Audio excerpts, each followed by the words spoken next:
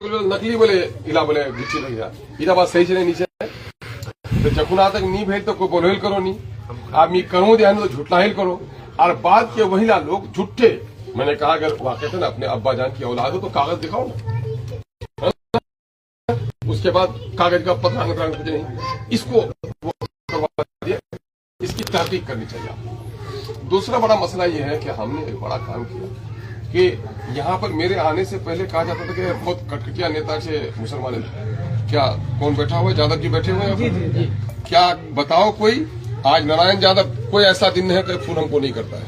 अखिलेश जी ने अपने माँ से बात कराई, ये भी मनोज भी आपके साथ है। और मैं ये कह रहा हूँ कोई माई का लाल नहीं कह सकता है कि हमने कभी भी जात और धर्म की बात की है, हमने हमेशा इनको दबाया है, ये मेरी पूरी तारीख रही है। दूसरी बात यह है कि आप लोगों के एक बड़ी कामयाबी हमने हासिल की है, वो कामयाबी हासिल की है कि आपके इश्यूज पर कोई बात नहीं करते थे, कहाँ सड़क है, पुल है, बिजली है, स्कूल है, हॉस्पिटल है, ये इश्यूज नहीं थे। देखने आज सब सुजापुरी एक है ना, और उधर होता था कि सब कुलैया एक हो जाओ।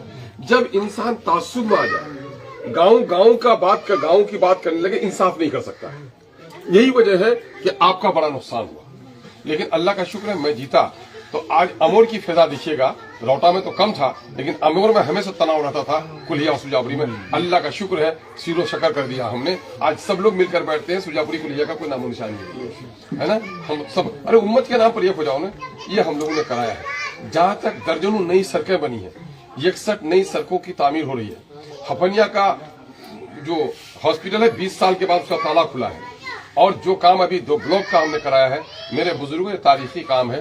तरक्की के एतबार से इतने सारे काम इस 4 साल की मुद्दत में जो मैंने कराया है, ये आप लोगों की दुआ और अल्लाह तबारक व तआला के फजल का नतीजा है ना। उसमें नाचीज की थोड़ी कोशिश थी और आप लोगों की मुखलिसाना दुआओं का नतीजा है।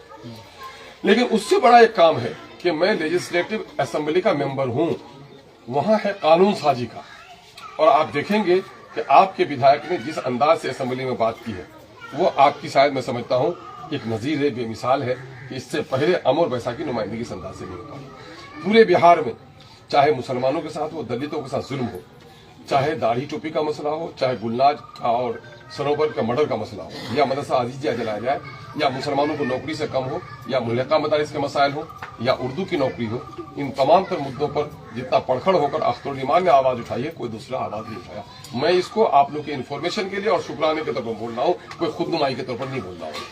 मैं तो अपने आप को हकीर समझता हूँ कि मुझसे ज्यादा बासलाहियत लोगों को असेंबली पार्लियामेंट में होना चाहिए, लेकिन जो लोग तालाब में नहीं तैरा है, वो लोग इस समुद्र में तैरने का ख्वाब देख रहा है, तो मुझे बड़ी हैरत होती है।